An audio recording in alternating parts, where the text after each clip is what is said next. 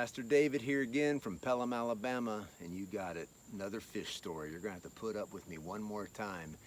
You ever use the word un problema? Well, when I run into a bad place, un problema is a good word to use. I've got a problem. The other day we were out here fishing, and the problem was this, and this is a huge problem. We broke the little sliver in our shaft that caused our trolling motor to stop working. We were way back there on the far end of the lake. Un problema. Now think about life for just a little bit. How many times are you up against your own un problema? Maybe you're just giving it all you have to live life. You feel like that you're being faithful in your walk with the Lord. Maybe it's in finances. You're trying to be faithful, good steward of the finances that God has entrusted to you. And it seems like at the end of the month, there's just not enough money to pay the bills. Maybe it's someone that you're trying to love in a relationship, and you feel like you're just giving it your all, constantly just trying to put your best foot forward. You're trying to even be intentional in your love for them, and it seems like it's always blowing up in your face. It's not working out in the way that you envision it to, and you're just giving it your all, and you're tired. Un problema. Time and time again. Maybe you've set goals to read the Word of God and to pray, and you find yourself falling back into old habits. Your feet hit the floor, and you're just going for it in life. Your own un problema. So just like me on the lake, so far away from where our car is parked and where we have to dock the boat. Let me tell you what I always do whenever that happens to me, and I want to tell you right now, no, I'm not as dumb as I look.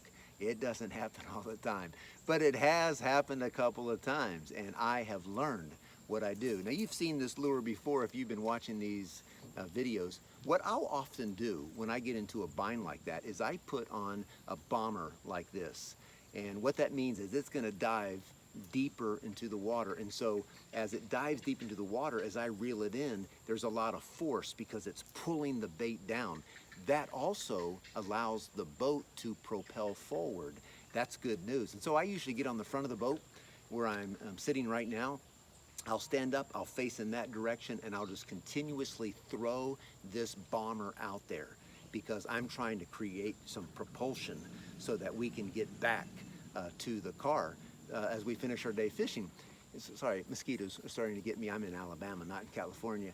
And I just want to think that there's an analogy about this in life, because the other day when I started doing that, it was just hot out here. I mean, just so hot.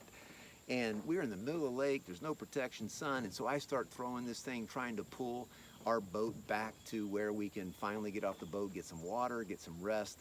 And all of a sudden, you know what happened? I started throwing this in water simply to pull the boat, and the fish started hitting it. And I was catching one, catching another, lost a big one. My brother, who is my guide, is not letting me forget that. But I just kept throwing this thing, and it was pulling us closer to shore, and I was also being rewarded with good fish. Now, I tied this on to pull me back to the bank, and in that un problema, as I just tried to be faithful and continued to do what I need to do in order to get the boat back, all of a sudden I started receiving a blessing from that. Think about all the scriptures I could quote right now. Be steadfast, immovable, always abounding in the work of the Lord. Think about, don't grow weary in doing good, especially to those who are in the household of faith. Think about Hebrews 11, going into Hebrews chapter 12, verses 1 through 3. Consider the great cloud of witnesses, and let's run that race that's in front of us.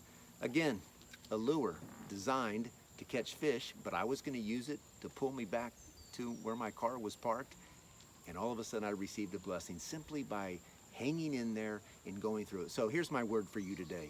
Hang in there with those things that you're doing. Hang in there in being faithful to the Lord. You never know how that un problema is going to turn out to a blessing for you. So I hope this fish story encourages you to stay the course. I love to say that. Stay the course. Let's be faithful. You never know what reward awaits us.